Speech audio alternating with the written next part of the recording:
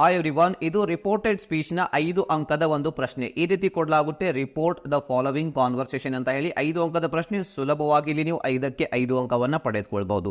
And ಈ question ಅನ್ನು ನಾನು 2 ರೀತಿ ನಿಮಗೆ ಸಾಲ್ವ್ ಮಾಡೋದನ್ನ ಕಲಿಸಬಹುದು. ಸೊ ಮೊದಲನೇ ಅಪ್ರೋಚ್ ಕೇವಲ ಈ ಒಂದು ಪ್ರಶ್ನೆಯನ್ನು ಯಾವ ರೀತಿ ಸಾಲ್ವ್ ಮಾಡಬೇಕು ಅದನ್ನ ನಿಮಗೆ ಕಲಿಸಬಹುದು. ಅಂಡ್ ಎರಡನೇ ಅಪ್ರೋಚ್ ಏನಾಗುತ್ತೆ ಅಂದ್ರೆ ಈ ಕ್ವಶನ್ ಅಷ್ಟೇ ಅಲ್ಲದೆ ಈ ರಿಪೋರ್ಟೆಡ್ ಸ್ಪೀಚ್ ನ ಕ್ವಶನ್ ಅಲ್ಲಿ ಬರುವಂತಹ ಯಾವುದೇ ಕ್ವಶನ್ ಅನ್ನ ಯಾವ ರೀತಿ ಸಾಲ್ವ್ ಮಾಡಬೇಕು ಅದನ್ನು ನಾನು ನಿಮಗೆ ಕಲಿಸಬಹುದು. ಸೊ ಈ 2 ಅಪ್ರೋಚ್ಗಳಲ್ಲಿ ಯಾವುದನ್ನು ನೀವು ಪ್ರೆಫರ್ ಮಾಡ್ತೀರಾ? ಆಬ್ವಿಯಸ್ಲಿ ಸೆಕೆಂಡ್ ಅಪ್ರೋಚ್ ಇದೆಯಲ್ಲ ಅದು ಬೆಸ್ಟ್ ಅಪ್ರೋಚ್. ಏಕೆಂದರೆ ಎಕ್ಸಾಮ್ನಲ್ಲಿ ಇದೇ ಕ್ವಶನ್ ಬರುತ್ತೆ ಅಂತ ಯಾರು ನಿಮಗೆ ಭರವಸೆನ ಕೊಡ್ಲಿಕ್ಕೆ ಆಗೋದಿಲ್ಲ. ಬಟ್ ಯಾವುದೇ ಕ್ವಶನ್ ಬರಲಿ ಅದನ್ನು ಸಾಲ್ವ್ ಮಾಡುವಷ್ಟು ಪ್ರಿಪೇರ್ ನಾವು ಆಗಬಹುದು.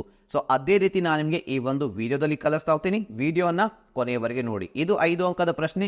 ಇಲ್ಲಿ 2 ವ್ಯಕ್ತಿಗಳ ನಡುವೆ ನಡೆದಿರುವಂತಹ ಒಂದು ಸಂಭಾಷಣೆಯನ್ನ ನಿಮಗೆ ಕೊಡಲಾಗುತ್ತೆ. ಅದನ್ನ ಇಂಡೈರೆಕ್ಟ್ ಸ್ಪೀಚ್ ನಲ್ಲಿ ಕನ್ವರ್ಟ್ ಮಾಡಿ ಬರೆಯಿರಿ ಅಂತ ಕೇಳಲಾಗುತ್ತೆ. ತುಂಬಾ ಜನ ಈ ಕ್ವಶನ್ ಡಿಫಿಕಲ್ಟ್ ಅಂತ ಹೇಳಿ ಸ್ಕಿಪ್ ಮಾಡ್ತಾರೆ, ಬಟ್ ಈಸಿಯಾಗಿ ಇದನ್ನ ಸಾಲ್ವ್ ಮಾಡಬಹುದು. ಅದನ್ನೇ ಈ ಒಂದು ವಿಡಿಯೋದಲ್ಲಿ ಕಲಿಯೋಣ. And this is Mohammed Hussain Naikar and you are watching Mohammed Hussain Naikar YouTube channel. And ಈ ಕ್ವಶನ್ ಅಲ್ಲಿ ನೀವು ಮುಖ್ಯವಾಗಿ 3 ಅಂಶಗಳನ್ನ ಚೇಂಜ್ ಮಾಡಬೇಕಾಗುತ್ತೆ. ಅದರಲ್ಲಿ ನಂಬರ್ 1 ಬಂದು ಪ್ರೊನೌನ್ಸ್ ಅನ್ನ ಇಲ್ಲಿ ನೀವು ಚೇಂಜ್ ಮಾಡಬೇಕಾಗುತ್ತೆ. ಪ್ರೊನೌನ್ಸ್ ಅಂದ್ರೆ ಇಲ್ಲಿ ನೋಡಿ, ಐ ಅನ್ನುವಂಥದ್ದು ಪ್ರೊನೌನ್, ವಿ ಅನ್ನುವಂಥದ್ದು ಪ್ರೊನೌನ್, ಯು ಅನ್ನುವಂಥದ್ದು ಪ್ರೊನೌನ್, ಇವುಗಳನ್ನ ಚೇಂಜ್ ಮಾಡಬೇಕಾಗುತ್ತೆ. ಅಂಡ್ ಎರಡನೆಯ ಅಂಶ ಬಂದು ಟೆನ್ಸಸ್. ಸೊ ಈಗ ನಿಮ್ಮಲ್ಲಿ ಕೇಳಬಹುದು, ಸರ್ ಈ ಕ್ವಶನ್ ಸಾಲ್ವ್ ಮಾಡಬೇಕಂದ್ರೆ ನನಗೆ ಟೆನ್ಸಸ್ ಬರಬೇಕಾ ಅಂತ ನೀವು ಕೇಳಬಹುದು. ಟೆನ್ಸಸ್ ಬಂದ್ರೆ ಒಳ್ಳೆಯದು, ಅಂಡ್ ಟೆನ್ಸಸ್ ಬರಲಿಲ್ಲ ಅಂದ್ರೆ ಇನ್ನೂ ಕೂಡ ಒಳ್ಳೆಯದು. ಯಾಕೆಂದ್ರೆ ಟೆನ್ಸಸ್ ಕಲಿಯದೇ ಕೂಡ ಯಾವ ರೀತಿ ಈ ಕ್ವಶನ್ಗೆ ಆನ್ಸರ್ ಮಾಡಬೇಕು ಎಕ್ಸಾಕ್ಟ್ಲಿ ಅದನ್ನೇ ನಾನು ನಿಮಗೆ ಈ ಒಂದು ವಿಡಿಯೋದಲ್ಲಿ ಕಲಿಸ್ತಾ ಹೋಗ್ತೀನಿ. ಸೊ ಇಲ್ಲಿ ಟೆನ್ಸಸ್ ಅಂದಾಗ ನಾವು ಹೆಲ್ಪಿಂಗ್ ವರ್ಬ್ಸ್ ಗಳನ್ನ ಚೇಂಜ್ ಮಾಡಬೇಕಾಗುತ್ತೆ. ಹೆಲ್ಪಿಂಗ್ ವರ್ಬ್ಸ್ ಗಳು ಅಂದ್ರೆ ಇಲ್ಲಿದೆ ನೋಡಿ, ಹ್ಯಾವ್ ಅನ್ನುವಂತಹ ಹೆಲ್ಪಿಂಗ್ ವರ್ಬ್, ಆರ್ ಅನ್ನುವಂತಹ ಹೆಲ್ಪಿಂಗ್ ವರ್ಬ್, ವಿಲ್ ಅನ್ನುವಂತಹ ಹೆಲ್ಪಿಂಗ್ ವರ್ಬ್, ಇವುಗಳನ್ನು ನಾವಿಲ್ಲಿ ಚೇಂಜ್ ಮಾಡೋದನ್ನ ಕಲಿಬೇಕಾಗುತ್ತೆ. ಇದು ಎರಡನೆಯ ಅಂಶ. ಅಂಡ್ ಮೂರನೆಯ ಅಂಶ ಬಂದು ಕೆಲವೊಂದು ಸರ್ಟೆನ್ ವರ್ಡ್ಸ್ಗಳು ಇರುತ್ತೆ. ಸರ್ಟೆನ್ ವರ್ಡ್ಸ್ ಅಂದರೆ ಕೆಲವೊಂದು ನಿರ್ದಿಷ್ಟ ಪದಗಳು ಇವೆ, ಅವುಗಳನ್ನು ಕೂಡ ಚೇಂಜ್ ಮಾಡಬೇಕಾಗುತ್ತೆ. ಫಾರ್ ಎಕ್ಸಾಂಪಲ್ ಟು ನೈಟ್ ಅನ್ನುವಂತಹ ವರ್ಡ್ ಆಗಿರ್ಬೋದು, ಅದು ಚೇಂಜ್ ಆಗುತ್ತೆ ದ್ಯಾಟ್ ನೈಟ್ಗೆ ಯಾವಾಗ ಇಂಡೈರೆಕ್ಟ್ ಸ್ಪೀಚ್ ಅನ್ನ ಬರೆಯುವಾಗ. ಈ 3 ಅಂಶಗಳನ್ನ ಚೇಂಜ್ ಮಾಡಿದ್ರೆ 5ಕ್ಕೆ 5 ಅಂಕವನ್ನು ನೀವು ಸುಲಭವಾಗಿ ಪಡೆದುಕೊಳ್ಬಹುದು. ಇಲ್ಲಿ ನಿಮಗೆ ಕೊಡುವಂತಹ ಈ ಕ್ವಶನ್ ನಲ್ಲಿ 4 ರೀತಿಯ ವಾಕ್ಯಗಳು ಕೊಡಬಹುದು. ಒಂದು ಅಸರ್ಟಿವ್ ಸೆಂಟೆನ್ಸಸ್. ಸೊ ಇಲ್ಲಿ ಅಸರ್ಟಿವ್ ಸೆಂಟೆನ್ಸಸ್ ಅಂದ್ರೆ ಏನು? ಅಸರ್ಟಿವ್ ಸೆಂಟೆನ್ಸಸ್ ಅಂದ್ರೆ ನಾರ್ಮಲ್ ವಾಕ್ಯಗಳು, ಅಂದ್ರೆ ಇಲ್ಲಿ ಯಾವುದೇ ಪ್ರಶ್ನೆಗಳು ಇರೋದಿಲ್ಲ, ಸಾದಾ ವಾಕ್ಯಗಳು ಇರುತ್ತೆ. ಸೊ ಯಾಕೆ ಇದನ್ನ ಹೇಳ್ತಾ ಇದ್ದೀನಿ ಅಂದ್ರೆ ಅಸರ್ಟಿವ್ ವಾಕ್ಯಗಳನ್ನ ಬೇರೆ ರೀತಿಯಲ್ಲಿ ನಾವು ಇಂಡೈರೆಕ್ಟ್ ಸ್ಪೀಚ್ ನಲ್ಲಿ ಬರೀತೀವಿ. ಅದೇ ರೀತಿ ಪ್ರಶ್ನೆಗಳನ್ನ ಇಂಡೈರೆಕ್ಟ್ ಸ್ಪೀಚ್ ನಲ್ಲಿ ಬರೆಯುವಾಗ ಅಲ್ಲಿ ನಾವು ಬೇರೆ ಫಾರ್ಮುಲಾನ ಫಾಲೋ ಮಾಡ್ತೀವಿ. ಸೊ ಹಾಗಾಗಿ ಇದು ತಿಳಿದುಕೊಳ್ಳೋದು ವೆರಿ ಇಂಪಾರ್ಟೆಂಟ್. ಅಸರ್ಟಿವ್ ವಾಕ್ಯ ಅಂದ್ರೆ ನಾರ್ಮಲ್ ವಾಕ್ಯಗಳು, ಅಲ್ಲಿ ಯಾವುದೇ ಕ್ವಶನ್ ಇರೋದಿಲ್ಲ. ಇಲ್ಲಿ ನೀವು ನೋಡಬಹುದು, I work for Marcus IB ಅಂತ ಹೇಳಿ POP ಕ್ಯಾಂಪೇನರ್ಗೆ ಹೇಳ್ತಾನೆ. ಇದು ಒಂದು ಅಸರ್ಟಿವ್ ವಾಕ್ಯ. ಅಂಡ್ ದೆನ್ ಬರುತ್ತೆ ಇಂಟರಾಗೇಟಿವ್ ಸೆಂಟೆನ್ಸಸ್. ಇಂಟರಾಗೇಟಿವ್ ಸೆಂಟೆನ್ಸಸ್ ಅಂದ್ರೆ ಪ್ರಶ್ನೆಗಳು. 2 ರೀತಿಯ ಪ್ರಶ್ನೆಗಳು ಇವೆ ಇಂಗ್ಲಿಷ್ ನಲ್ಲಿ. ಒಂದು ಎಸ್ ಆರ್ ನೋ ಕ್ವಶನ್ ಅಂತ ಕರಿತೀವಿ. So yes or no question ಇಲ್ಲಿದೆ ನೋಡಿ, are you taking this or not? Yes or no question ಅಂದ್ರೆ ಈ ಒಂದು ಕ್ವಶನ್ಗಳು ಹೆಲ್ಪಿಂಗ್ ವರ್ಬ್ಸ್ ಗಳಿಂದ ಪ್ರಾರಂಭ ಆಗುತ್ತೆ. ಅಂಡ್ ಇವುಗಳ ಉತ್ತರವನ್ನು ನಾವು ಎಸ್ ಅಥವಾ ನೋ ನಲ್ಲಿ ಕೊಡಬಹುದು. ಯಾವ ರೀತಿ ಅಂದ್ರೆ, ನಾನು ನಿಮಗೆ ಒಂದು ಪ್ರಶ್ನೆಯನ್ನ ಕೇಳಿದ್ರೆ, are you going to college tomorrow? ನಾಳೆ ನೀನು ಕಾಲೇಜ್ಗೆ ಹೋಗ್ತಾ ಇದೆಯಾ? ಇದಕ್ಕೆ ಯಾವ ರೀತಿ ಆನ್ಸರ್ ಮಾಡ್ತೀರಾ? ಎಸ್ ಐ ಆಮ್ ಗೋಯಿಂಗ್ ಅಥವಾ no I am not going. So ಉತ್ತರ ಎಸ್ ಆರ್ ನೋ ನಲ್ಲಿ ಇರುತ್ತೆ ಈ ಪ್ರಶ್ನೆಗಳನ್ನ ನಾವು ಕೇಳಿದಾಗ. ಸೊ ಹಾಗಾಗಿ ಎಸ್ ಆರ್ ನೋ ಕ್ವಶನ್ ಅಂತ ಕರಿತೀವಿ. ಅಂಡ್ ಥರ್ಡ್ ಒನ್ ಬರುತ್ತೆ WH question. So WH question ಇದೆಯಲ್ಲ, ಈ ಒಂದು ಸಂಭಾಷಣೆಯಲ್ಲಿ, ಈ ಒಂದು ಕಾನ್ವರ್ಸೇಷನ್ ಅಲ್ಲಿ ಇಲ್ಲ, ಅದಕ್ಕೆ ನಾನು ನಿಮಗೆ ಒಂದು ಬೇರೆ ಕ್ವಶನ್ ಅಲ್ಲಿ ತೋರಿಸ್ತಾ ಇದ್ದೀನಿ. ಸೊ ಇದರಲ್ಲಿ ಮೊದಲನೇ ವಾಕ್ಯ ಇದೆಯಲ್ಲ, why do you stay in the prison, ಇದು WH ಕ್ವಶನ್. ಸೊ ಯಾವ ರೀತಿ ಗೊತ್ತಾಗುತ್ತೆ ಸರ್ WH ಕ್ವಶನ್ ಅನ್ನೋದು? ಯಾವ ರೀತಿ ನಾವು ಗುರುತಿಸಬಹುದು ಎಸ್ ಆರ್ ನೋ ಕ್ವಶನ್ ಅನ್ನೋದು ಅಂತ ಹೇಳಿ ನೀವು ಕೇಳಬಹುದು ಪ್ರಶ್ನೆ. ಸೊ ಅದಕ್ಕೆ ಆನ್ಸರ್ ನೋಡಿ, WH ಕ್ವಶನ್ ಯಾವಾಗಲೂ WH ವರ್ಡ್ ನಿಂದ ಪ್ರಾರಂಭ ಆಗ್ತಾ ಇರುತ್ತೆ. WH ವರ್ಡ್ಸ್ ಅಂದಾಗ ವೈ ಅನ್ನುವಂತಹ ವರ್ಡ್ಸ್ ಆಗಿರ್ಬೋದು, ವಾಟ್ ಆಗಿರ್ಬೋದು, ವೆನ್, ವಿಚ್, ಇಂತಹ ಪದಗಳಿಗೆ ನಾವು WH ವರ್ಡ್ಸ್ಗಳು ಅಂತ ಕರಿತೀವಿ. ಅದರಿಂದ ಆ ಪ್ರಶ್ನೆ ಪ್ರಾರಂಭ ಆಗ್ತಾ ಇದ್ರೆ ಅದಕ್ಕೆ ನಾವು WH ಕ್ವಶನ್ ಅಂತ ಕರಿತೀವಿ. ಹಾಗಾದ್ರೆ ಎಸ್ ಆರ್ ನೋ ಕ್ವಶನ್ ಯಾವ ರೀತಿ ಗುರುತಿಸೋದು? Yes or no question helping verbs ಗಳಿಂದ ಪ್ರಾರಂಭ ಆಗುತ್ತೆ, ನೇರವಾಗಿ ಹೆಲ್ಪಿಂಗ್ ವರ್ಬ್ಸ್ ಗಳಿಂದ ಪ್ರಾರಂಭ ಆಗುತ್ತೆ. ಅಂಡ್ 4ನೇದಾಗಿ ಬರುತ್ತೆ ಇಂಪರೇಟಿವ್ ಸೆಂಟೆನ್ಸಸ್. 3 ರೀತಿಯ ವಾಕ್ಯಗಳನ್ನು ನೋಡಿದ್ವಿ. ಒಂದು assertive, second one yes or no questions, third one WH questions, and last one ಬರುತ್ತೆ ಇಂಪರೇಟಿವ್ ಸೆಂಟೆನ್ಸಸ್. ಇಂಪರೇಟಿವ್ ಸೆಂಟೆನ್ಸಸ್ ಅಂದ್ರೆ ಬೇರೆ ವ್ಯಕ್ತಿಗೆ ನಾವು ರಿಕ್ವೆಸ್ಟ್ ಮಾಡಿಕೊಳ್ಳುವಾಗ ಅಥವಾ ಅವನಿಗೆ ಏನಾದರೂ ಒಂದು ಆರ್ಡರ್ ಕೊಡುವಾಗ ಬಳಸುವಂತಹ ವಾಕ್ಯಗಳಿಗೆ ನಾವೇನಂತೀವಿ ಇಂಪರೇಟಿವ್ ಸೆಂಟೆನ್ಸಸ್. ಸೊ ಈ ಕ್ವಶನ್ ಅಲ್ಲಿ ಇಂಪರೇಟಿವ್ ಸೆಂಟೆನ್ಸಸ್ಗಳು ಇಲ್ಲ. ಸೊ ಆದರೆ ನಾನು ನಿಮಗೆ ಅದಕ್ಕೆ ಬೇರೆ ಕ್ವಶನ್ ಕೂಡ ತೋರಿಸ್ತೀನಿ. ಈ ಒಂದು ಕ್ವಶನ್ ಅಲ್ಲಿ ಇಲ್ಲಿ ಡೋನ್ ಗೊನ್ಜಾಲೋ ಜಾನಿಟೋಗೆ ಹೇಳ್ತಾನೆ ರೂಟ್ ದೆಮ್ ಔಟ್, ಅವರನ್ನ ಅಲ್ಲಿಂದ ಕಳಿಸು ಅಂತ ಹೇಳಿ. ಇಲ್ಲಿ ಒಂದು ರೀತಿ ಆರ್ಡರ್ ಮಾಡ್ತಾ ಇದ್ದಾನೆ. ಸೊ ಹಾಗಾದರೆ ಇದೇನಾಗುತ್ತೆ, ಇದು ಇಂಪರೇಟಿವ್ ಸೆಂಟೆನ್ಸ್ ಆಗುತ್ತೆ. ಈ 4 ರೀತಿ ವಾಕ್ಯಗಳನ್ನು ಯಾವ ರೀತಿ ಡೈರೆಕ್ಟ್ನಿಂದ ಇಂಡೈರೆಕ್ಟ್ ಸ್ಪೀಚ್ನಲ್ಲಿ ಬರೀಬೇಕು ಅಷ್ಟನ್ನು ಕಲಿತ್ಬಿಟ್ರೆ 5ಕ್ಕೆ 5 ಅಂಕ. ಸೊ ಬನ್ನಿ ಹಾಗಾದರೆ ಸ್ಟಾರ್ಟ್ ಮಾಡೋಣ. ನಾನೀಗಾಗಲೇ ನಿಮ್ಗೆ ಹೇಳಿದೆ 3 ಮುಖ್ಯ ಅಂಶಗಳನ್ನು ಇಲ್ಲಿ ನಾವು ಚೇಂಜ್ ಮಾಡಬೇಕು. ಮೊದಲನೇದಾಗಿ ಪ್ರೊನೌನ್ಸ್. ಸೊ ಹಾಗಾದರೆ ಬನ್ನಿ ಪ್ರೊನೌನ್ಸ್ಗಳನ್ನು ಯಾವ ರೀತಿ ಚೇಂಜ್ ಮಾಡಬೇಕು ಅದನ್ನು ನಾವೀಗ ಇಲ್ಲಿ ನೋಡೋಣ. ಇಲ್ಲಿ ಪ್ರೊನೌನ್ಸ್ಗಳನ್ನು ಚೇಂಜ್ ಮಾಡಲಿಕ್ಕೆ ನಾನು ನಿಮಗೆ ಒಂದು ಟೇಬಲನ್ನು ಪ್ರೊವೈಡ್ ಮಾಡ್ತಾ ಇದ್ದೀನಿ. ಆ ಟೇಬಲನ್ನು ಜಸ್ಟ್ ನೀವು ಅರ್ಥ ಮಾಡ್ಕೊಂಡ್ಬಿಟ್ರೆ ಈಸಿಲಿ ಅವುಗಳನ್ನು ನೀವು ಇಂಡೈರೆಕ್ಟ್ ಸ್ಪೀಚ್ನಲ್ಲಿ ಬರೆಯುವಾಗ ಚೇಂಜ್ ಮಾಡ್ಬೋದು. ಇಲ್ಲಿದೆ ನೋಡಿ ಟೇಬಲ್. ಸೊ ಈ ಡೈರೆಕ್ಟ್ ಸ್ಪೀಚ್ನಲ್ಲಿ ಐ ಅನ್ನುವಂತಹ ಪ್ರೊನೌನ್ ಅಲ್ಲಿ ಕೊಟ್ಟಿದ್ರೆ ನಿಮ್ಮ ಪ್ರಶ್ನೆಯಲ್ಲಿ ನೀವು ಅದನ್ನು ಹಿ ಅಥವಾ ಶಿ ಆಗಿ ಚೇಂಜ್ ಮಾಡಬೇಕು. ಸೊ ಈಗ ಪ್ರಶ್ನೆ ಬರುತ್ತೆ, ಸರ್ ಹಿ ಯಾವಾಗ ಬಳಸಬೇಕು ಆ್ಯಂಡ್ ಶಿ ಯಾವಾಗ ಬಳಸಬೇಕು? ಸೊ ನೋಡಿ, ಹಿ ಅಂದರೆ ಅವನು, ಶಿ ಅಂದರೆ ಅವಳು. ಸೊ ಆ ಕ್ವಶನಲ್ಲಿ ಕೊಟ್ಟಿರುವಂತಹ ವ್ಯಕ್ತಿಗಳು ಹುಡುಗ ಆಗಿದ್ರೆ ನೀವು ಹಿ ಬಳಸಬೇಕು, ಅಥವಾ ಅವಳು ಹುಡುಗಿ ಆಗಿದ್ದರೆ ನೀವು ಅಲ್ಲಿ ಶಿಯನ್ನು ಬಳಸಬೇಕಾಗುತ್ತೆ, ರೈಟ್? ಆ್ಯಂಡ್ ದೆನ್ ವಿ ಅನ್ನುವಂತಹ ಪ್ರೊನೌನ್ ನಿಮಗೆ ಕೊಟ್ಟಿರುವಂತಹ ಪ್ರಶ್ನೆಯಲ್ಲಿ ಇದ್ದರೆ ಅದನ್ನು ನೀವು ದೇ ಅಂತ ಚೇಂಜ್ ಮಾಡಬೇಕಾಗುತ್ತೆ. ಆ್ಯಂಡ್ ಯು ಅಂತ ಕೊಟ್ಟಿದ್ರೆ ಅದನ್ನು ಅಗೇನ್ ಹಿ ಆರ್ ಶಿ ಮಾಡಬೇಕು, ಡಿಪೆಂಡಿಂಗ್ ಅಪಾನ್ ದ ಜೆಂಡರ್. ಮೇಲ್ ಇದ್ದರೆ ಹಿ, ಫಿಮೇಲ್ ಇದ್ದರೆ ಶಿ. ಆ್ಯಂಡ್ ದೆನ್ ಮೈ ಅನ್ನುವಂತಹ ಪ್ರೊನೌನ್ ಇದ್ದರೆ ಅದನ್ನು ಹೀಸ್ ಅಥವಾ ಹರ್. ಇದು ಕೂಡ ಜೆಂಡರ್ ಮೇಲೆ ಡಿಪೆಂಡ್ ಆಗುತ್ತೆ. ಮೇಲ್ ಇದ್ದರೆ ಹೀಸ್, ಫಿಮೇಲ್ ಇದ್ದರೆ ಹರ್. ಆ್ಯಂಡ್ ದೆನ್ ಅಸ್ ಅನ್ನುವಂತಹ ಪ್ರೊನೌನ್ ಅದನ್ನು ದೆಮ್ ಅಂತ ನೀವು ಬದಲಾವಣೆ ಮಾಡಬೇಕು. ಅವರ್ ಅಂತ ಇದ್ದರೆ ಅದನ್ನು ದೇರ್ ಅಂತ ಚೇಂಜ್ ಮಾಡಬೇಕು. ಮೈ ಸೆಲ್ಫ್ ಅಂತ ಇದ್ದರೆ ಅದನ್ನು ಹಿಮ್ಸೆಲ್ಫ್ ಅಥವಾ ಹರ್ ಸೆಲ್ಫ್ ಅಂತ ಚೇಂಜ್ ಮಾಡಬೇಕು. ಇದು ಕೂಡ ಜೆಂಡರ್ ಮೇಲೆ ಡಿಪೆಂಡ್ ಆಗುತ್ತೆ. Himself for male, herself for female. And then me ಅನ್ನುವಂತಹ ಪ್ರೊನೌನ್ ಡೈರೆಕ್ಟ್ ಸ್ಪೀಚ್ನಲ್ಲಿ ಕೊಟ್ಟಿದ್ರೆ ಅದನ್ನು ಹಿಮ್ ಅಥವಾ ಹರ್ ಅಂತ ಚೇಂಜ್ ಮಾಡಬೇಕು, depending upon the gender.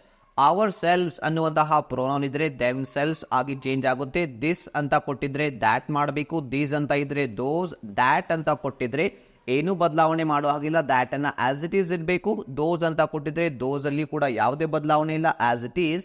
And here ಅನ್ನುವಂತಹ ವರ್ಡ್ ಕೊಟ್ಟಿದ್ರೆ ಅದನ್ನ ದೇರ್ ಆಗಿ ನೀವು ಇಲ್ಲಿ ಬದಲಾವಣೆ ಮಾಡಬೇಕಾಗುತ್ತೆ, ರೈಟ್? ಈ ರೀತಿ ನಾವು ಪ್ರೊನೌನ್ಸ್ಗಳನ್ನು ಚೇಂಜ್ ಮಾಡ್ತೀವಿ ಇಂಡೈರೆಕ್ಟ್ ಸ್ಪೀಚ್ನಲ್ಲಿ. ಸೊ ಈಗ ಬರೋಣ ನಮ್ಮ ಸೆಕೆಂಡ್ ಪಾಯಿಂಟ್ಗೆ. ನಮ್ಮ ಎರಡನೆಯ ಅಂಶ ಟೆನ್ಸಸ್. ಟೆನ್ಸಸ್ ಅಂದರೆ ನಾವಿಲ್ಲಿ ಹೆಲ್ಪಿಂಗ್ ವರ್ಬ್ಸ್ಗಳನ್ನ ಚೇಂಜ್ ಮಾಡಬೇಕು. ಅದಕ್ಕೂ ಕೂಡ ನಾನು ನಿಮಗೆ ಒಂದು ಟೇಬಲ್ ಪ್ರೊವೈಡ್ ಮಾಡ್ತಾ ಇದ್ದೀನಿ, ಅದರಿಂದ ಸುಲಭವಾಗಿ ನೀವು ಅದನ್ನು ನೆನ್ಪಿಟ್ಕೊಳ್ಬಹುದು. ಸೊ ಇಲ್ಲಿದೆ ಆ ಟೇಬಲ್. ಡೈರೆಕ್ಟ್ ಸ್ಪೀಚ್ನಲ್ಲಿ ಆಮ್ ಅಥವಾ ಈಸ್ ಅನ್ನುವಂತಹ ಪದಗಳು ಬಳಕೆ ಆಗಿದ್ರೆ ಸೊ ನೀವು ಅಲ್ಲಿ ವಾಸ್ ಅನ್ನುವಂತಹ ಪದವನ್ನು ಬಳಸಬೇಕು, ಅದನ್ನು ಇಂಡೈರೆಕ್ಟ್ ಸ್ಪೀಚ್ನಲ್ಲಿ ಬರೆಯುವಾಗ. ಯಾವ ರೀತಿ ಅನ್ನೋದು ನಾನು ನಿಮಗೆ ಒಂದು ಕ್ವಶನ್ ಈಗ ಸಾಲ್ವ್ ಮಾಡಿ ತೋರಿಸ್ತೀನಿ. ಆ್ಯಂಡ್ ದೆನ್ ಆರ್ ಅನ್ನುವಂಥ ಹೆಲ್ಪಿಂಗ್ ವರ್ಬ್ ಇದ್ದಾಗ ನೀವು ಅದನ್ನು ವರ್ ಅಂತ ಬದಲಾವಣೆ ಮಾಡಬೇಕು. ಹ್ಯಾವ್ ಅಥವಾ ಹ್ಯಾಸ್ ಅಂತ ಇದ್ದಾಗ ಅದನ್ನು ಹ್ಯಾಡ್ ಆಗಿ ಬದಲಾವಣೆ ಮಾಡಬೇಕು. ಡಿಡ್ ಅನ್ನುವಂತಹ ವರ್ಬ್ ಇದ್ದಾಗ ಡಿಡ್ ಅನ್ನು ನೋಡಿ, ಡಿಡ್ ಅನ್ನೋದನ್ನು ಒಂದು ವರ್ಬ್ ಆಗಿ ಬಳಸ್ಬೋದು, ಒಂದು ಹೆಲ್ಪಿಂಗ್ ವರ್ಬ್ ಆಗಿ ಕೂಡ ಬಳಸ್ಬೋದು. ಆಸ್ ಅ ವರ್ಬ್ ಆಗಿ ಅದನ್ನು ಬಳಸಿದಾಗ ನೀವು ಅದನ್ನು ಹ್ಯಾಡ್ ಅಂತ ಚೇಂಜ್ ಮಾಡಬೇಕಾಗುತ್ತೆ. ಆ್ಯಂಡ್ ವಾಸ್ ಅಥವಾ ವರ್ ಅನ್ನುವಂಥ ಹೆಲ್ಪಿಂಗ್ ವರ್ಬ್ಸ್ಗಳು ನಿಮಗೆ ಕೊಟ್ಟಿರುವಂತಹ ಕ್ವಶನಲ್ಲಿ ಇದ್ದರೆ ನೀವು ಅದನ್ನು ಹ್ಯಾಡ್ ಬೀನ್ ಅಂತ ಚೇಂಜ್ ಮಾಡಬೇಕು. ಏನಂತ ಚೇಂಜ್ ಮಾಡಬೇಕು? ಹ್ಯಾಡ್ ಬೀನ್ ಅಂತ ಅದನ್ನು ಬರಿಬೇಕಾಗುತ್ತೆ. ವಿಲ್ ಅಂತ ಇದ್ದರೆ ಸುಲಭವಾಗಿ ಅದನ್ನು ವುಡ್ ಅಂತ ಬರಿಬೇಕು ಅಷ್ಟೇ. ಆ್ಯಂಡ್ ಡೂ ಆ್ಯಂಡ್ ಡಸ್ ಅನ್ನೋದು, ಡೂ ಆ್ಯಂಡ್ ಡಸ್ ಅನ್ನೋದು ಆಸ್ ಅ ಮೇನ್ ವರ್ಬ್ ಆಗಿ ಬಳಕೆ ಹಾಕಿದರೆ ಅದನ್ನು ನೀವು ಡಿಡ್ ಅಂತ ಚೇಂಜ್ ಮಾಡಬೇಕಾಗುತ್ತೆ. ಡಿಡ್ ಅಂತ ಚೇಂಜ್ ಮಾಡಬೇಕಾಗುತ್ತೆ. ಇವುಗಳನ್ನು ಹೊರತುಪಡಿಸಿ ಕೆಲವೊಂದು ಮಾಡೆಲ್ ವರ್ಬ್ಸ್ಗಳು ಇವೆ. ಸೊ ಆ ಮಾಡೆಲ್ ವರ್ಬ್ಸ್ಗಳು ಕೂಡ ಚೇಂಜ್ ಆಗುತ್ತೆ ಇಂಡೈರೆಕ್ಟ್ ಸ್ಪೀಚ್ನಲ್ಲಿ ಬರೆಯುವಾಗ. ಇಲ್ಲಿ ಶಾಲ್ ಅನ್ನುವಂತಹ ಮಾಡೆಲ್ ವರ್ಬ್ ಕೊಟ್ಟಿದ್ರೆ ಅದನ್ನು ಶುಡ್ ಅಂತ ಚೇಂಜ್ ಮಾಡಬೇಕು. ಕ್ಯಾನ್ ಅಂತ ಕೊಟ್ಟಿದ್ರೆ ಅದನ್ನು ಕುಡ್ ಅಂತ ಚೇಂಜ್ ಮಾಡಬೇಕು. ಮೇ ಅನ್ನುವಂತಹ ಮಾಡೆಲ್ ವರ್ಬ್ ಇದ್ದರೆ ಅದನ್ನು ಮೈಟ್ ಅಂತ ಬದಲಾವಣೆ ಮಾಡಬೇಕು. ಒಂದು ವೇಳೆ ಕುಡ್ ಅನ್ನುವಂತಹ ಮಾಡೆಲ್ ವರ್ಬ್ ಕೊಟ್ಟಿದ್ರೆ ಅಲ್ಲಿ ಯಾವುದೇ ಬದಲಾವಣೆ ಮಾಡುವಂಥ ಅವಶ್ಯಕತೆ ಇಲ್ಲ, ಯಾವುದೇ ಬದಲಾವಣೆ ಮಾಡಬಾರ್ದು. ಆ್ಯಂಡ್ ದೆನ್ ಮೈಟ್ ಅನ್ನುವಂಥ ಹೆಲ್ಪಿಂಗ್ ವರ್ಬ್ ಇದ್ದರೆ ಅದನ್ನು ಕೂಡ ಸೇಮ್ ಇಡಬೇಕು, ಅಲ್ಲಿ ಕೂಡ ಯಾವುದೇ ಬದಲಾವಣೆ ಮಾಡೋ ಹಾಗಿಲ್ಲ. ಈಗ 2 ಅಂಶಗಳನ್ನ ಕವರ್ ಮಾಡಿದ್ವಿ. ನಂಬರ್ 1 ಪ್ರೊನೌನ್ಸ್ಗಳನ್ನು ಚೇಂಜ್ ಮಾಡಬೇಕು. ಎರಡನೆಯ ಅಂಶ ಟೆನ್ಸಸ್ಗಳನ್ನು ಚೇಂಜ್ ಮಾಡಬೇಕು.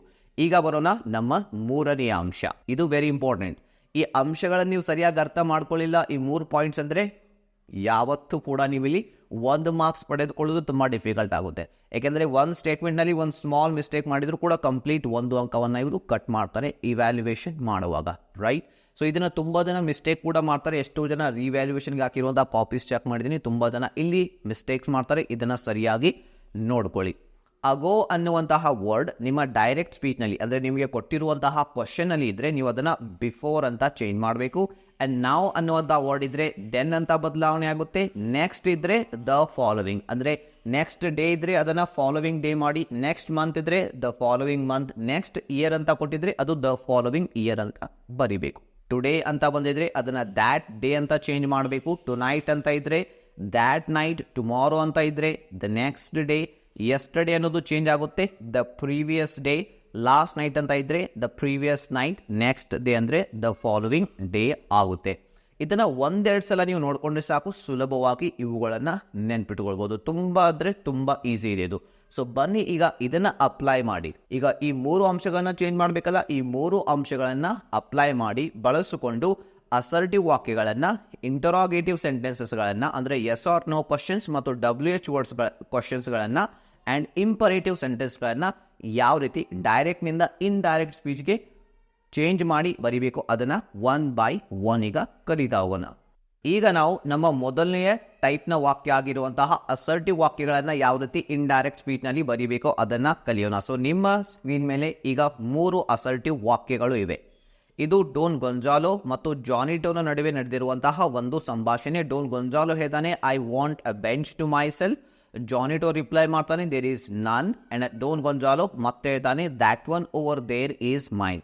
ಸೊ ಈಗ ಇದನ್ನು ಸುಲಭವಾಗಿ ಯಾವ ರೀತಿ ಇಂಡೈರೆಕ್ಟ್ ಸ್ಪೀಚ್ನಲ್ಲಿ ಬರಿಬೇಕು. ಸೊ ಇದಕ್ಕೆ ನಾನು ನಿಮಗೆ ಒಂದು ಫಾರ್ಮುಲಾ ಕೊಡ್ತಾ ಇದ್ದೀನಿ, ಜಸ್ಟ್ ಅದನ್ನು ನೆನ್ಪಿಟ್ಕೊಂಡ್ರೆ ನೀವು ಸಾಕು. ಸೊ ಏನದು ಫಾರ್ಮುಲಾ ಅಂದರೆ ಇಲ್ಲಿದೆ, ಸ್ಕ್ರೀನ್ ಮೇಲೆ ನೀವು ನೋಡ್ಬೋದು. ಇದನ್ನು ನೀವು ಇಂಡೈರೆಕ್ಟ್ ಸ್ಪೀಚ್ನಲ್ಲಿ ಬರೆಯುವಾಗ ಮೊದಲು ಸಬ್ಜೆಕ್ಟನ್ನು ಬರೀಬೇಕು. ಇಲ್ಲಿ ಸಬ್ಜೆಕ್ಟ್ ಅಂದರೆ ಆ ವಾಕ್ಯವನ್ನು ಯಾರು ಹೇಳ್ತಾರೆ ಅವರು ಇಲ್ಲಿ ಸಬ್ಜೆಕ್ಟ್ ಆಗ್ತಾರೆ. ಡೋನ್ ಗೊಂಜಾಲೋ ಈ ವಾಕ್ಯ ಹೇಳ್ತಾ ಇದ್ದಾನೆ ಅಂದರೆ ಇಲ್ಲಿ ಸಬ್ಜೆಕ್ಟ್ ಯಾರಾದರೂ ಡೋನ್ ಗೊಂಜಾಲೋ. ಆ್ಯಂಡ್ ರಿಪೋರ್ಟಿಂಗ್ ವರ್ಬ್ಸ್ಗಳನ್ನ ಇಲ್ಲಿ ಬಳಸಬೇಕಾಗುತ್ತೆ. ಸೊ ರಿಪೋರ್ಟಿಂಗ್ ವರ್ಬ್ಸ್ ಅಂದರೆ ಯಾವ ವರ್ಬ್ ಬಳಸಬೇಕು ಸರ್ ಅಂತ ನೀವು ಕೇಳ್ಬೋದು. ಸೊ ಈ ಅಸರ್ಟಿವ್ ವಾಕ್ಯಗಳಲ್ಲಿ ಕೆಲವೊಂದು ರಿಪೋರ್ಟಿಂಗ್ ವರ್ಬ್ಸ್ಗಳನ್ನ ಬಳಸ್ತೀವಿ. ಆ್ಯಂಡ್ ಇಂಟರಾಗೇಟಿವ್ ಸೆಂಟೆನ್ಸಸ್ ಅಂದರೆ yes or no question WH ಕ್ವಶನಲ್ಲಿ ಬೇರೆ ರಿಪೋರ್ಟಿಂಗ್ ವರ್ಬ್ಸನ್ನು ಬಳಸ್ತೀವಿ.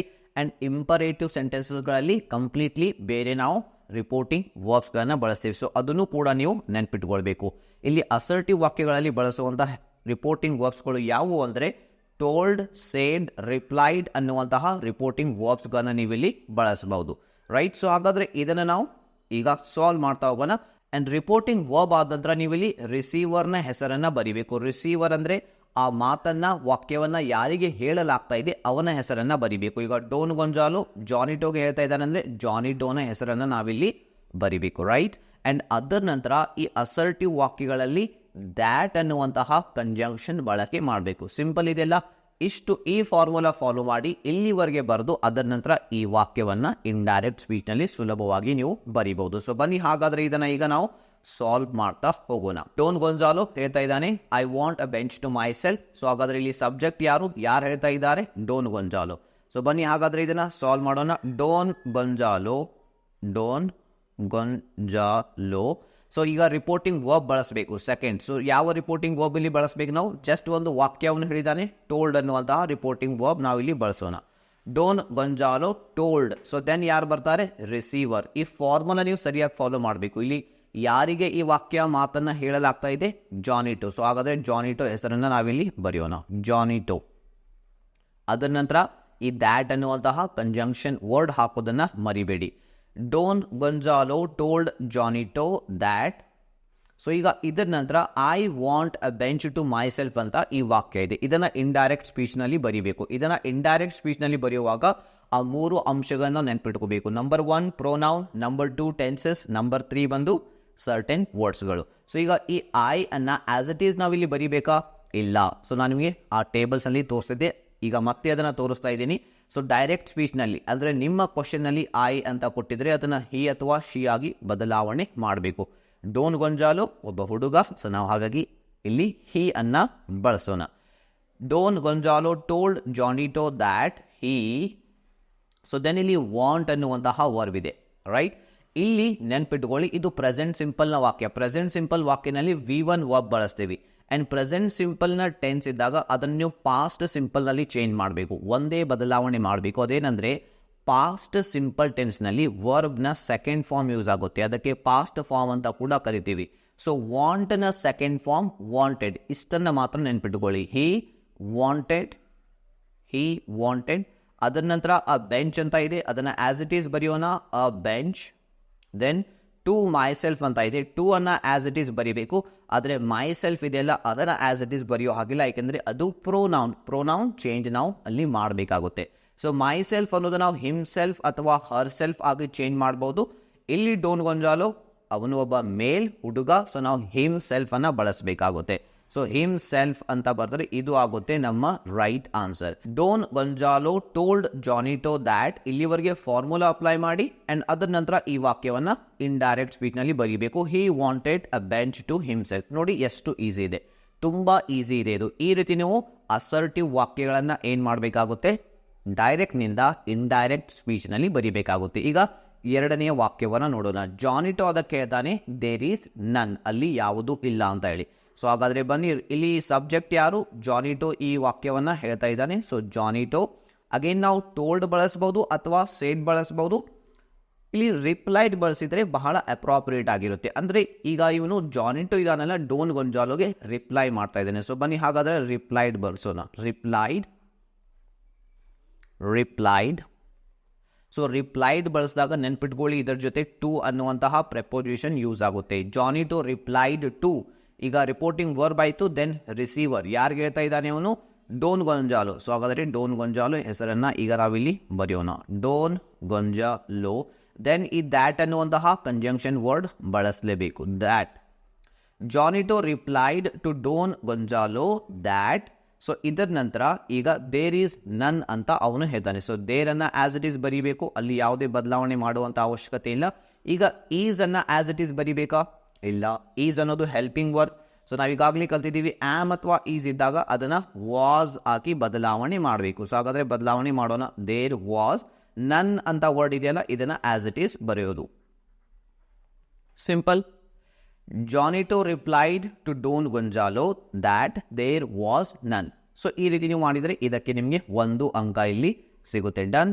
ಎರಡನೇ ವಾಕ್ಯ ನಾವು ಇಂಡೈರೆಕ್ಟ್ ಸ್ಪೀಚ್ ನಲ್ಲಿ ಬರೆದಿದ್ದೇವೆ. ಈಗ ಮೂರನೇ ವಾಕ್ಯ, ಡೋನ್ ಗೊಂಜಾಲೋ ಹೇಳ್ತಾನೆ that one over there is mine. ಅಲ್ಲಿರುವಂಥದ್ದು ನನ್ನದು, ಅಲ್ಲಿ ಪಾರ್ಕ್ ನಲ್ಲಿ ಅಲ್ಲಿರುವಂತಹ ಬೆಂಚ್ ನನ್ನದು ಅಂತ ಅವನು ಹೇಳ್ತಾನೆ.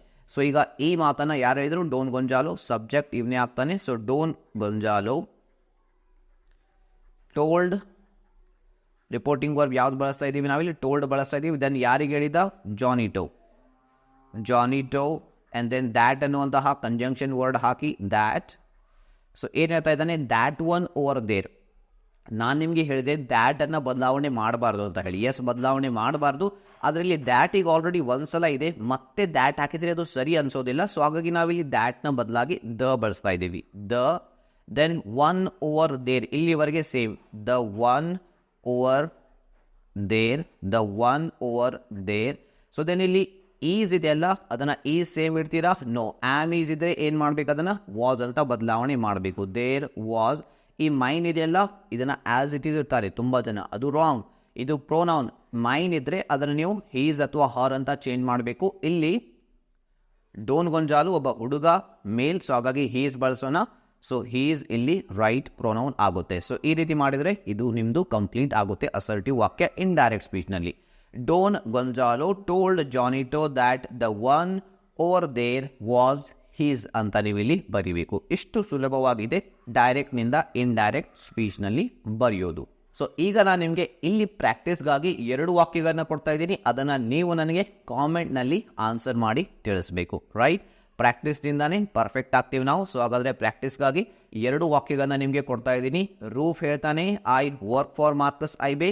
POP ಕ್ಯಾಂಪೇನರ್ಗೆ ಹೇಳ್ತಾನೆ ಅದನ್ನ. ಸೊ POP ಕ್ಯಾಂಪೇನರ್ ರೂಫ್ಗೆ ಹೇಳ್ತಾನೆ we have plenty of work to do tonight ಅಂತ ಹೇಳಿ. ಸೊ ಈ 2 ವಾಕ್ಯಗಳನ್ನ ಇಂಡೈರೆಕ್ಟ್ ಸ್ಪೀಚ್ ನಲ್ಲಿ ಬರೆದು ಕಾಮೆಂಟ್ಸ್ ನಲ್ಲಿ ತಿಳಿಸಿ. ಸೊ ಈಗ ನಾವು WH ಕ್ವಶನ್ಸ್ಗಳನ್ನ ಯಾವ ರೀತಿ ಇಂಡೈರೆಕ್ಟ್ ಸ್ಪೀಚ್ ನಲ್ಲಿ ಬರೀಬೇಕು ಅದನ್ನ ಈಗ ನಾವು ನೋಡ್ತಾ ಹೋಗೋಣ. ಈಗ ನೀವಿಲ್ಲಿ ಸ್ಕ್ರೀನ್ ಮೇಲೆ ನೋಡಬಹುದು, ಇಲ್ಲಿ 2 WH ಕ್ವಶನ್ಸ್ಗಳು ಇವೆ. ಸೊ ಇದು ಮೊದಲನೇದು ಒಂದು WH question and second one why do you stay in the prison, ಇದು ಕೂಡ ಒಂದು WH ಕ್ವಶನ್. ಇದನ್ನ ನಾವೀಗ ಇಂಡೈರೆಕ್ಟ್ ಸ್ಪೀಚ್ ನಲ್ಲಿ ಬರೀಬೇಕು. ಸೊ ಹಾಗಾದ್ರೆ WH ಕ್ವಶನ್ಸ್ಗಳನ್ನ ಇಂಡೈರೆಕ್ಟ್ ಸ್ಪೀಚ್ನಲ್ಲಿ ಬರೆಯುವಾಗ ಯಾವ ಫಾರ್ಮುಲಾ ನಾವು ಫಾಲೋ ಮಾಡಬೇಕು. ಸೊ ಇಲ್ಲಿದೆ ಫಾರ್ಮುಲಾ, ಅದು ಕೂಡ ತುಂಬ ಈಸಿ ಇದೆ ಆ್ಯಂಡ್ ಆಲ್ಮೋಸ್ಟ್ ಸಿಮಿಲರ್ ಕೂಡ ಇದೆ. ಸಬ್ಜೆಕ್ಟ್ ವಾಕ್ಯವನ್ನು ಯಾರು ಹೇಳಿದ್ರು ಅಥವಾ ಪ್ರಶ್ನೆಯನ್ನು ಯಾರು ಕೇಳಿದ್ರು, ದೆನ್ ಇಲ್ಲಿ ರಿಪೋರ್ಟಿಂಗ್ ವರ್ಬ್. ನಾವು ಇಲ್ಲಿ ಬಳಸುವಂತಹ ರಿಪೋರ್ಟಿಂಗ್ ವರ್ಬ್ಗಳು ಸ್ವಲ್ಪ ಡಿಫ್ರೆಂಟ್ ಆಗಿರ್ತವೆ. ಸೊ ಯಾವ ರಿಪೋರ್ಟಿಂಗ್ ವರ್ಬ್ ನಾವಿಲ್ಲಿ ಬಳಸ್ಬೋದು ಅಂದರೆ ಆಸ್ಡ್ ಅಥವಾ ಕ್ವೆಶ್ಚನ್ಡ್ ಅನ್ನುವಂತಹ ರಿಪೋರ್ಟಿಂಗ್ ವರ್ಬ್ಸ್ಗಳನ್ನು ಬಳಸ್ಬೋದು. ಅದರ ನಂತರ ರಿಸೀವರ್, ಯಾರಿಗೆ ಪ್ರಶ್ನೆ ಕೇಳಲಾಗ್ತಾ ಇದೆ ಅವನ ಹೆಸರು, ದೆನ್ ಇಲ್ಲಿ WH ವರ್ಡನ್ನು ಯೂಸ್ ಮಾಡಬೇಕು. ಸೊ ಹಾಗಾದರೆ ಯಾವ WH ವರ್ಡ್ ಬಳಸಬೇಕು ಅದನ್ನು ನಾವು ನೆನ್ಪಿಟ್ಕೋಬೇಕಾ ಅಂತ ನೀವು ಕೇಳ್ಬೋದು. ಇಲ್ಲ, ಇಲ್ಲಿ WH ವರ್ಡ್ ಕ್ವಶನ್ನಲ್ಲೇ ಇರುತ್ತೆ. ಇದೇ WH ವರ್ಡ್ ನೀವು ಇಂಡೈರೆಕ್ಟ್ ಸ್ಪೀಚ್ನಲ್ಲಿ ಬರೆಯುವಾಗ ಬಳಸಬೇಕು, ರೈಟ್? ಸೊ ಹಾಗಾದರೆ ಬನ್ನಿ ಇದನ್ನು ನಾವು ಈಗ ಇಂಡೈರೆಕ್ಟ್ ಸ್ಪೀಚ್ನಲ್ಲಿ ಬರೆಯೋಣ.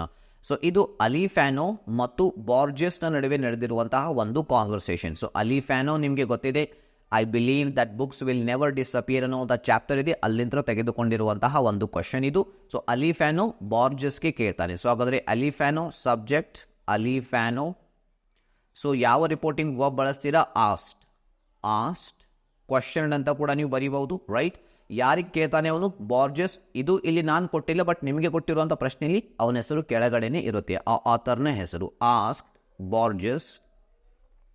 ಇಲ್ಲಿ ನೋಡಿ ದ್ಯಾಟ್ ಬಳಸೋಗಿಲ್ಲ, ದ್ಯಾಟ್ ಬಳಸಿದ್ರೆ ವಾಕ್ಯ ತಪ್ಪಾಗುತ್ತೆ, WH ವರ್ಡ್ ಬಳಸಬೇಕು. ಸೊ ಇಲ್ಲಿರುವಂತಹ ವರ್ಡ್ ನೋಡಿ, ಹೌ ಇದೆಯಲ್ಲ, ಇದನ್ನು ಆಸ್ ಇಟ್ ಈಸ್ ಬಳಸಿ, ಹೌ. ಅಲಿಫ್ಯಾನೋ ಆಸ್ಕ್ ಬಾರ್ಜೆಸ್ ಹೌ. ಇಲ್ಲಿವರೆಗೆ ಸೇಮ್ ಬರ್ದು ಫಾರ್ಮುಲಾನ ಯೂಸ್ ಮಾಡಿ. ಸೊ ಈಗ ಇಲ್ಲಿ ನಿಮಗೆ ಒಂದು ವೆರಿ ಇಂಪಾರ್ಟೆಂಟ್ ಪಾಯಿಂಟ್ ಹೇಳ್ತಾ ಇದ್ದೀನಿ. ಸೊ ಇಂಗ್ಲೀಷ್ನಲ್ಲಿ ನಾವು ಕ್ವಶನ್ ಕೇಳುವಾಗ ನಾವು ಹೆಲ್ಪಿಂಗ್ ವರ್ಬನ್ನು ಮೊದಲಿಗೆ ಬಳಸ್ತೀವಿ. ಸೊ ನಾವಿಲ್ಲಿ ಅದನ್ನು ಇಂಡೈರೆಕ್ಟ್ ಸ್ಪೀಚ್ನಲ್ಲಿ ಬರೆಯುವಾಗ ಅದನ್ನು ಒಂದು ಅಸರ್ಟಿವ್ ವಾಕ್ಯವಾಗಿ ನಾರ್ಮಲ್ ಸ್ಟೇಟ್ಮೆಂಟ್ನಲ್ಲಿ ಬರೀಬೇಕು. ಸೊ ಆವಾಗ ನಾವೇನು ಮಾಡಬೇಕಾಗುತ್ತೆ? ಸಬ್ಜೆಕ್ಟ್ ಮೊದಲು ಬರೆದು ನಂತರ ಆ ಹೆಲ್ಪಿಂಗ್ ವರ್ಬನ್ನು ಬಳಸಬೇಕಾಗುತ್ತೆ. ಅಂದರೆ SVO ಪ್ಯಾಟರ್ನಲ್ಲಿ ಬರೀಬೇಕಾಗುತ್ತೆ.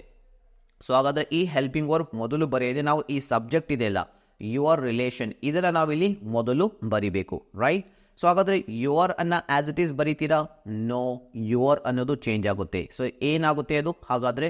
ಸೊ ಇಲ್ಲಿ ನೋಡಿ, ಯುವರ್ ಅನ್ನುವಂತಹ ಪ್ರೊನೌನ್ ಚೇಂಜ್ ಆಗುತ್ತೆ, his or Har.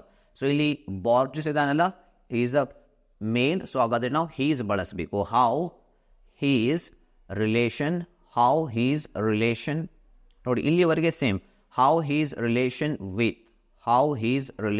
With. Then your mother ಅಂತ ಇದೆ. ಈ ಯುವರ್ ಮದರ್ ಅನ್ನೋದು ಯುವರ್ ಮದರ್ಗಿಂತ ಮುಂಚಿತವಾಗಿ ಈ ಹೆಲ್ಪಿಂಗ್ ವರ್ಬ್ ಹಾಕಬೇಕು. ಈ ಹೆಲ್ಪಿಂಗ್ ವರ್ಬನ್ನು ಆ ಸ್ಟೇಟ್ಮೆಂಟ್ನಲ್ಲಿ ಹಾಕಬೇಕು, ಇಲ್ಲಾಂದರೆ ಮತ್ತೆ ನಮ್ಮ ವಾಕ್ಯ ರಾಂಗ್ ಆಗುತ್ತೆ. ಸೊ ಈಗ ವಾಸ್ ಅನ್ನು ಆಸ್ ಇಟ್ ಈಸ್ ಬರೀಬೇಕಾ? ಇಲ್ಲ. ಸೊ ನಾನು ಈಗಾಗಲೇ ಹೇಳಿದ್ದೀನಿ, ವಾಸ್ ಅಂತ ಕೊಟ್ಟಿದ್ರೆ ಅದನ್ನು ಹ್ಯಾಡ್ ಬೀನ್ ಅಂತ ಚೇಂಜ್ ಮಾಡಬೇಕು. ಸೊ ಹಾಗಾದರೆ ಹ್ಯಾಡ್ ಬೀನ್ ಹಾಕೋಣ, had been. Then your mother ಅಂತ ಇದೆಯಲ್ಲ, ಸೊ ಯುವರ್ ಅನ್ನೋದು ಚೇಂಜ್ ಆಗುತ್ತೆ, ಅಗೇನ್ ಹೀಸ್ ಅಥವಾ ಹರ್ಗೆ. ನಾವಿಲ್ಲಿ ಹೀಸ್ ಅಂತ ಚೇಂಜ್ ಮಾಡಬೇಕು ಅದನ್ನು, ಹೀಸ್ ಮದರ್. ಆ್ಯಂಡ್ ಇಲ್ಲಿ ಮೋಸ್ಟ್ ಇಂಪಾರ್ಟೆಂಟ್ ಪಾಯಿಂಟ್ ಏನಂದರೆ, ಈ ಕ್ವಶನ್ ಮಾರ್ಕ್ ಇದೆಯಲ್ಲ, ಈ ಕ್ವಶನ್ ಮಾರ್ಕ್ ನೀವು ಇಲ್ಲಿ ಹಾಕೋ ಆಗಿಲ್ಲ, ಇಲ್ಲಿ ನೀವು ಫುಲ್ ಸ್ಟಾಪನ್ನು ಇಡಬೇಕು, ಅಂದಾಗ ನಿಮ್ಮ ವಾಕ್ಯ ಸರಿಯಾಗುತ್ತೆ, ರೈಟ್? ಸೊ ಇಲ್ಲಿವರೆಗೆ ಎಲ್ಲರಿಗೂ ಗೊತ್ತಿದೆ ಏನು ಮಾಡಬೇಕಂತ ಹೇಳಿ. ಅಲಿಫ್ಯಾನೋ ಆಸ್ಟ್ ಬಾರ್ಜಸ್ ಹೌ, ಯಾವ ರೀತಿ ಈ ಫಾರ್ಮುಲಾ ಯೂಸ್ ಮಾಡಿ ಇಲ್ಲಿವರೆಗೆ ನಾವು ಬರೆದ್ವಿ ಅನ್ನೋದು ನಿಮಗೆ ಎಲ್ಲರಿಗೂ ಗೊತ್ತಾಯಿತು. ಆ್ಯಂಡ್ ಅದರ ನಂತರ ನಾವೇನು ಮಾಡಿದ್ವಿ, ಇಲ್ಲಿ ಸ್ವಲ್ಪ ಬದಲಾವಣೆಯನ್ನು ಮಾಡಿದ್ವಿ. ವಾಸ್ ಅನ್ನುವಂಥ ಹೆಲ್ಪಿಂಗ್ ವರ್ಬ್ ಮೊದಲು ಬರೆಯೋದರ ಬದಲಾಗಿ ಸಬ್ಜೆಕ್ಟನ್ನು ಬರೆದ್ವಿ. ಯೋರ್ ರಿಲೇಷನ್ ವಿತ್ ಇದೆಯಲ್ಲ, ಸೊ ಅಲ್ಲಿ ನಾವು ಹೀಸ್ ಯೋರ್ ಚೇಂಜ್ ಮಾಡಿ ಹೀಸ್ ಮಾಡಿದ್ವಿ, his relation with. So was ಅನ್ನೋದು ಆಸ್ ಇಟ್ ಈಸ್ ಬರೆಯೋ ಹಾಗಿಲ್ಲ, ಅದನ್ನು ಹ್ಯಾಡ್ ಬೀನ್ ಅಂತ ಚೇಂಜ್ ಮಾಡಬೇಕು. ಸೊ ಹ್ಯಾಡ್ ಬೀನ್ ಅಂತ ಚೇಂಜ್ ಮಾಡಿದ್ವಿ. ಯುವರ್ ಮದರ್ ಇದೆಯಲ್ಲ, ಇಲ್ಲಿ ಯುವರ್ ಚೇಂಜ್ ಆಗುತ್ತೆ, ಹೀಸ್ಗೆ ಹೀಸ್ ಮದರ್. ಈ ರೀತಿ ನಾವು ಈ ಒಂದು ಪ್ರಶ್ನೆಯನ್ನು ಏನು ಮಾಡಬೇಕಾಗುತ್ತೆ? ಇಂಡೈರೆಕ್ಟ್ ಸ್ಪೀಚ್ನಲ್ಲಿ ಬರೀಬೇಕಾಗುತ್ತೆ. ಅಲಿಫ್ಯಾನೋ ಆಸ್ಕ್ಡ್ ಬಾರ್ಜಸ್ how his relations had been with his mother. Done, right? So ಇಲ್ಲಿ ನೋಡಿ ರಿಲೇಷನ್ಸ್ ಅಲ್ಲ, ರಿಲೇಷನ್ ಇದೆಯಲ್ಲ, ರಿಲೇಷನ್ ಅಷ್ಟೇ ಬಳಸಿ, ಎಸ್ ಅನ್ನು ರಿಮೂವ್ ಮಾಡಿ, I am sorry, right? And second one minister, ಅಂದರೆ ಇದು ಸೆಕೆಂಡ್ ಚಾಪ್ಟರ್ನಿಂದ ತೆಗೆದುಕೊಂಡಿರುವಂಥ ಒಂದು ಪ್ರಶ್ನೆ. 2 ಡಿಯರ್ ಅನ್ನುವಂಥ ಚಾಪ್ಟರ್ ಇದೆಯಲ್ಲ, ಅಲ್ಲಿ ಜೈಲಿನಲ್ಲಿರುವಂತಹ ಕ್ರಿಮಿನಲ್, ಅವನಿಗೆ ನಾವು ಪ್ರಿಸನರ್ ಅನ್ನುವಂತಹ ವರ್ಡ್ ಇಲ್ಲಿ ಬಳಸ್ತಾ ಇದ್ದೀವಿ. ಅವನಿಗೆ ಆ ಮಂತ್ರಿ ಮಿನಿಸ್ಟರ್ ಕೇಳ್ತಾನೆ, why do you stay in the prison, ನೀನು ಯಾಕೆ ಜೈಲಿನಲ್ಲಿ ಇರ್ತಾ ಇದೆಯಾ, ನೀನು ನೋಡಿ ಹೋಗ್ಬೋದಲ್ಲ ಅಂತ ಹೇಳಿ. ಸೊ ಈ ಪ್ರಶ್ನೆ ಯಾವ ರೀತಿ ಈಗ ನಾವು ಇಂಡೈರೆಕ್ಟ್ ಸ್ಪೀಚ್ನಲ್ಲಿ ಬರೀಬೇಕು. ಸೊ ಬನ್ನಿ ಇದನ್ನು ಇಂಡೈರೆಕ್ಟ್ ಸ್ಪೀಚ್ನಲ್ಲಿ ಬರೆಯೋಣ. ಮಿನಿಸ್ಟರ್, ಸೊ ಯಾವ ರಿಪೋರ್ಟಿಂಗ್ ವರ್ಬ್ ಬಳಸ್ತೀರಾ? ಆಸ್ಟ್. ಮಿನಿಸ್ಟರ್ ಆಸ್ಟ್ ಯಾರಿಗೆ? ಪ್ರಿಸನರ್ಗೆ. ಯಾರಿಗೆ ಕೇಳ್ತಾನೆ ಅವನು? ಪ್ರಿಸನರ್ಗೆ, prisoner. So then WH word ಬಳಸ್ಬೇಕು ನಾವು, ಹೌದಾ? ರೈಟ್? ಸೊ ವೈ ಅನ್ನುವಂಥ WH ವರ್ಡ್ ಇಲ್ಲಿದೆ ಕ್ವಶನಲ್ಲಿ, ಅದನ್ನು ಆಸ್ ಇಟ್ ಈಸ್ ಬಳಸಬೇಕು. Minister asked prisoner why. So then ಇಲ್ಲಿ ನೋಡಿ, do you stay in the prison ಅಂತ ಇದೆ. ಇದು ಪ್ರೆಸೆಂಟ್ ಸಿಂಪಲ್ನ ವಾಕ್ಯ. ಯಾವ ಟೆನ್ಸ್? ಪ್ರೆಸೆಂಟ್ ಸಿಂಪಲ್ನ ವಾಕ್ಯ. ಟೆನ್ಸ್ ಗೊತ್ತಿಲ್ಲ ಅಂದರೂ no need to worry. So ಈ ಡೂ ಅನ್ನುವಂಥದ್ದು ಹೆಲ್ಪಿಂಗ್ ವರ್ಬ್. ಸೊ ಹಾಗಾಗಿ ಇಲ್ಲಿ ವಾಕ್ಯ ಮಾಡುವಾಗ ಹೆಲ್ಪಿಂಗ್ ವರ್ಬ್ ಬಳಕೆ ಆಗೋದಿಲ್ಲ, ಇದನ್ನ ಬಿಟ್ಬಿಡೋಣ. ಸೊ ದೆನ್ ಇಲ್ಲಿ ಸಬ್ಜೆಕ್ಟ್ ಇದೆ, ವರ್ಬ್ ಇದೆ. ಸೊ ನಾವೀಗ ಸಬ್ಜೆಕ್ಟ್ ಹಾಕಬೇಕು ವೈ ನಂತರ.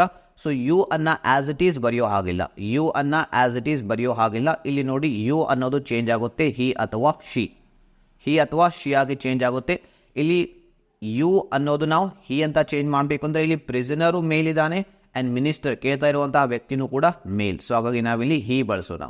ಈ ಯು ಅನ್ನುವಂಥದ್ದು ಪ್ರಿಸನರ್ಗೆ ರೆಫರ್ ಮಾಡ್ತದೆ. ಪ್ರಿಸನರ್ ಇಲ್ಲಿ ಹುಡುಗ, ಹುಡುಗಿ ಅಲ್ಲ. ಸೊ ಹಾಗಾಗಿ ಹಿ ಬಳಸಬೇಕು. So prisoner why he stay ಅನ್ನುವಂತಹ ವರ್ಬ್ ಇದೆಯಲ್ಲ, ಇದು V2 ನಲ್ಲಿ ಚೇಂಜ್ ಆಗುತ್ತೆ. ಯಾಕೆಂದರೆ ಈಗಾಗಲೇ ನಾನು ಹೇಳಿದ್ದೇನೆ, ಪ್ರೆಸೆಂಟ್ ಸಿಂಪಲ್ನ ವಾಕ್ಯ ಇದು. ಪ್ರೆಸೆಂಟ್ ಸಿಂಪಲ್ನಲ್ಲಿ ವರ್ಬ್ನ ಫಸ್ಟ್ ಫಾರ್ಮ್ ಬಳಸ್ತೀವಿ, ಪಾಸ್ಟ್ ಸಿಂಪಲ್ನಲ್ಲಿ ವರ್ಬ್ನ ಸೆಕೆಂಡ್ ಫಾರ್ಮ್ ಬಳಸ್ತೀವಿ, ರೈಟ್? ಸೊ ಇಲ್ಲಿ ನಾವು ಸೆಕೆಂಡ್ ಫಾರ್ಮನ್ನು ಬಳಸೋಣ. ಸ್ಟೇನ ಸೆಕೆಂಡ್ ಫಾರ್ಮ್ ಸಿಂಪಲ್ ಸ್ಟೇಡ್ ಆಗುತ್ತೆ, stayed. Why he stayed in the prison ಇದೆಲ್ಲ, ಇದನ್ನು ಆಸ್ ಇಟ್ ಈಸ್ ನೀವು ಬರಿಬೇಕು, ಇನ್ ದ ಪ್ರಿಸನ್. ಆ್ಯಂಡ್ ಕೊನೆಯಲ್ಲಿ ಕ್ವಶನ್ ಮಾರ್ಕ್ ಹಾಕ್ತೀರಾ? ಕ್ವಶನ್ ಮಾರ್ಕ್ ಹಾಕಬಾರ್ದು, ಫುಲ್ ಸ್ಟಾಪ್ ಇಡಬೇಕು. Minister asked prisoner why he stayed, sorry ಇದು ಸ್ಟೇಡ್ ಆಗಬೇಕು, I am sorry, Y he stayed in the prison. ಈ ರೀತಿ ನೀವು ಇದನ್ನು ಕ್ವಶನ್ ಅನ್ನು ಇಂಡೈರೆಕ್ಟ್ ಸ್ಪೀಚ್ನಲ್ಲಿ ಬರೀಬೇಕು. Minister asked prisoner why he stayed in the prison. ಇಲ್ಲಿವರೆಗೆ ಫಾರ್ಮುಲಾ ಹೆಲ್ಪ್ ಆಗುತ್ತೆ, ವೈವರೆಗೆ. ಅದ ನಂತರ ಈ ಟೇಬಲ್ನ ಸಹಾಯ ತೆಗೆದುಕೊಂಡು ನೀವು ಸುಲಭವಾಗಿ ಇದನ್ನು ಇಂಡೈರೆಕ್ಟ್ ಸ್ಪೀಚ್ನಲ್ಲಿ ಇದನ್ನು ಕನ್ವರ್ಟ್ ಮಾಡಬಹುದು. ಆ್ಯಂಡ್ ಥರ್ಡ್ ವಾಕ್ಯ ಇದೆಲ್ಲ, ಇದು WH ಕ್ವಶನ್ ಅಲ್ಲ, ಯಾಕೆಂದರೆ ಇಲ್ಲಿ WH ವರ್ಡ್ ಇಲ್ಲ, ಇಲ್ಲಿ ನೇರವಾಗಿ ಹೆಲ್ಪಿಂಗ್ ವರ್ಬ್ ಇದೆ. ಅಂದರೆ ಇದು yes or no question. So ಈಗ ನಾವು next yes or no question ಯಾವ ರೀತಿ ಇಂಡೈರೆಕ್ಟ್ ಸ್ಪೀಚ್ನಲ್ಲಿ ಕನ್ವರ್ಟ್ ಮಾಡಬೇಕು ಅದನ್ನು ಕಲಿಯೋಣ. ಆ್ಯಂಡ್ ಅದಕ್ಕಿಂತಲೂ ಮುಂಚಿತವಾಗಿ ನಿಮಗೆ ಪ್ರಾಕ್ಟೀಸ್ ಕ್ವಶನ್ ಬೇಕು. ಪ್ರಾಕ್ಟೀಸ್ ಇಲ್ಲ ಅಂದರೆ ನೀವು ಪರ್ಫೆಕ್ಟ್ ಆಗೋದಿಲ್ಲ. ಸೊ ಯಾಕಂದರೆ ನಾಳೆ ಎಕ್ಸಾಮ್ನಲ್ಲಿ ಯಾವ ಕ್ವಶನ್ ಬಂದರೂ ಕೂಡ ನಮಗೆ ಸಾಲ್ವ್ ಮಾಡಲಿಕ್ಕೆ ಸಾಧ್ಯ ಆಗಬೇಕು. ಸೊ ಹಾಗಾಗಿ ಇಲ್ಲಿದೆ ಒಂದು practice question. Dona Lara wait a moment ಅಂತ ಪೆಟ್ರಾಗೆ ಹೇಳ್ತಾಳೆ. ಸೊ ಪೆಟ್ರಾ ಅಲ್ಲಿ ಒಂದು ಪ್ರಶ್ನೆಯನ್ನು ಕೇಳ್ತಾಳೆ ಡೋನಾಲಾರಾಗೆ, what does the senora wish. ಇದು WH ಕ್ವಶನ್. ಕೇವಲ ಈ ಒಂದು ಕ್ವಶನನ್ನು ಇಂಡೈರೆಕ್ಟ್ ಸ್ಪೀಚ್ನಲ್ಲಿ ಕನ್ವರ್ಟ್ ಮಾಡಿ ನನಗೆ ಆನ್ಸರನ್ನು ಕಾಮೆಂಟ್ಸ್ನಲ್ಲಿ ತಿಳಿಸಿ. ಆ್ಯಂಡ್ ಈಗ ಬರೋಣ ನಾವು yes or no questions. So yes or no questions ಕೂಡ ಇರುತ್ತೆ ನಿಮಗೆ ಕೊಡುವಂತಹ ಪ್ರಶ್ನೆಯಲ್ಲಿ. ಸೊ ಇಲ್ಲಿ ನೀವು ಸ್ಕ್ರೀನ್ ಮೇಲೆ ನೋಡಬಹುದು yes or no questions, 3 yes or no ಕ್ವಶನ್ಸ್ಗಳಿವೆ. ಸೊ ಇದನ್ನು ನಾವೀಗ ಇಂಡೈರೆಕ್ಟ್ ಸ್ಪೀಚ್ನಲ್ಲಿ ಬರೆಯೋಣ. ಸೊ ಇಲ್ಲಿ ನಾವು ಈ ಒಂದು ಫಾರ್ಮುಲಾ ಫಾಲೋ ಮಾಡ್ತೀವಿ. ಸಬ್ಜೆಕ್ಟ್, ರಿಪೋರ್ಟಿಂಗ್ ವರ್ಬ್, ರಿಸೀವರ್, ಅದರ ನಂತರ ಇಫ್ ಅಥವಾ ವೆದರ್ ಅನ್ನುವಂತಹ ವರ್ಡನ್ನು ಬಳಸ್ತೀವಿ. ನೀವು ಇಫ್ ಆದರೂ ಬಳಸ್ಬೋದು ಅಥವಾ ವೆದರ್ ಆದರೂ ಬಳಸ್ಬೋದು. ಯಾವಾಗ ನಿಮಗೆ ಕೊಟ್ಟಿರುವಂತಹ ಪ್ರಶ್ನೆ ಒಂದು ಎಸ್ ಆರ್ ನೋ ಕ್ವಶನ್ ಆದಾಗ. ಸೊ ಹಾಗಾದರೆ ಇಲ್ಲಿ ಯಾವ ರಿಪೋರ್ಟಿಂಗ್ ವರ್ಬ್ಸ್ಗಳು ಬಳಕೆ ಆಗ್ತವೆ ಅಂತ ನೀವು ಕೇಳ್ಬೋದು. ಸೊ ಇಲ್ಲಿ ಸೇಮ್ ರಿಪೋರ್ಟಿಂಗ್ ವರ್ಬ್ಸ್ ನಾವೇನು WH ಕ್ವಶನಲ್ಲಿ ಬಳಸಿದೇವಲ್ಲ ಅದೇ ರಿಪೋರ್ಟಿಂಗ್ ವರ್ಬ್ಸ್ಗಳು ಇಲ್ಲಿ ನಾವು ಬಳಸ್ತೀವಿ. ಆಸ್ಕ್ಡ್ ಆ್ಯಂಡ್ ಕ್ವಶನ್ಡ್ ಅನ್ನುವಂತಹ reporting ವರ್ಬ್ಸ್ಗಳು.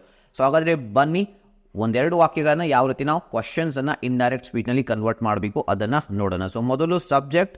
So POP campaigner, POP campaigner. Asked ಅನ್ನುವಂತಹ ರಿಪೋರ್ಟಿಂಗ್ ವರ್ಬ್ ಹಾಕಬೇಕು. ಅದರ ನಂತರ ಆಸ್ಕ್ಡ್ ಯಾರಿಗೆ ಕೇಳ್ತಾನೆ ಅವನು? ರೂಫ್ಗೆ ಕೇಳ್ತಾನೆ. ಸೊ ಹಾಗಾದರೆ ರೂಫ್ ಇಲ್ಲಿ ರಿಸೀವರ್ ಆದ ರೂಫ್. ಸೊ ಅದರ ನಂತರ ದ್ಯಾಟ್ ಬಳಸಬೇಡಿ, WH ಕ್ವಶನ್ ವರ್ಡ್ ಬಳಸಬೇಡಿ. ಇಫ್ ಅಥವಾ ವೆದರ್ ಬಳಸಿ. ನಾವಿಲ್ಲಿ ವೆದರ್ ಬಳಸೋಣ. ನಿಮ್ಗೆ ಯಾವ್ದು ಇಷ್ಟ ಆಗುತ್ತೆ ಅದನ್ನು ನೀವು ಬಳಸ್ಬೋದು, ವೆದರ್.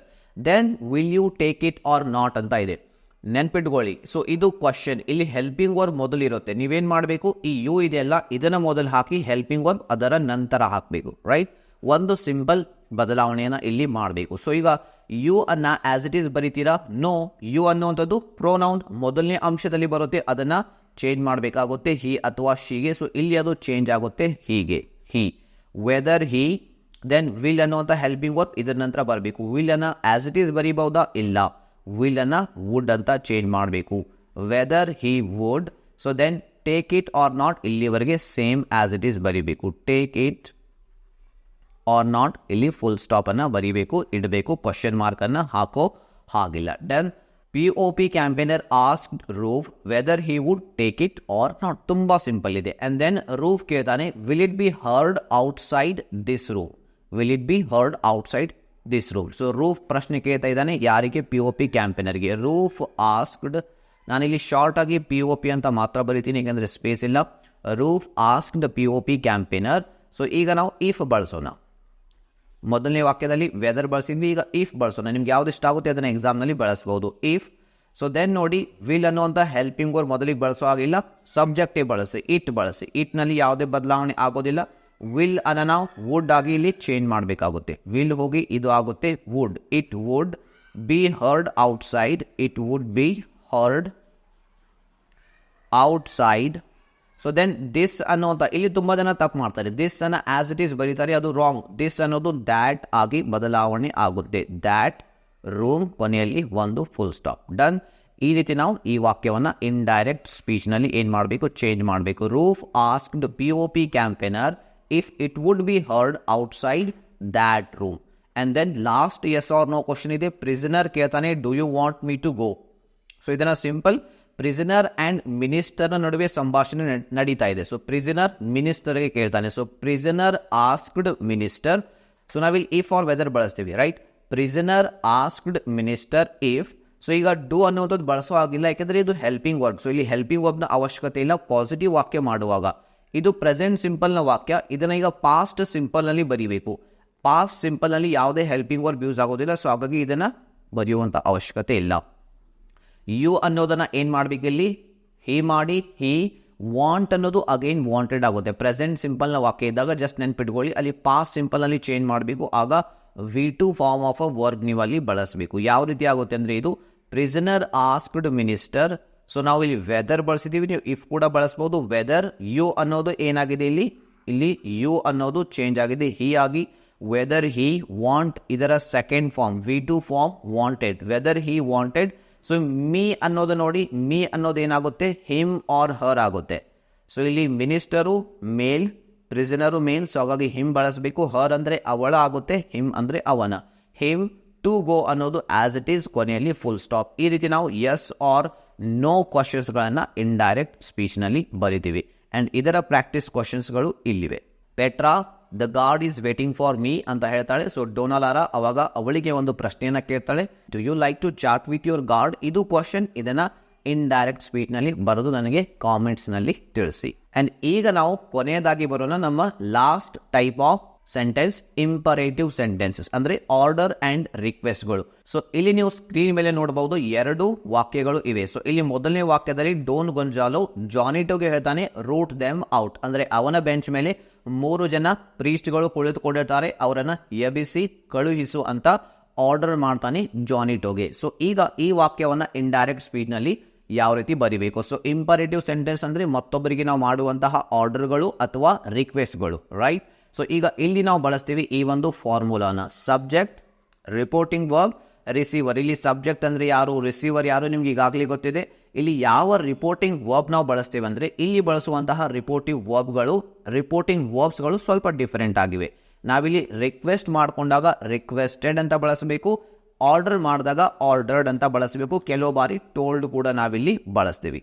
ದೆನ್ ರಿಸೀವರ್ ಹೆಸರನ್ನ ಬರಿಬೇಕು, ಅದರ ನಂತರ ಟು ಅನ್ನುವಂತಹ ಪ್ರೆಪೋಸಿಷನ್ ಇಲ್ಲಿ ಬಳಸಬೇಕು, ರೈಟ್? ಟು ಅನ್ನೋದನ್ನು ನಾವಿಲ್ಲಿ ಬಳಸ್ತೀವಿ. ಸೊ ಹಾಗಾದರೆ ಬನ್ನಿ ಇದನ್ನು ನಾವೀಗ ಬರೆಯೋಣ.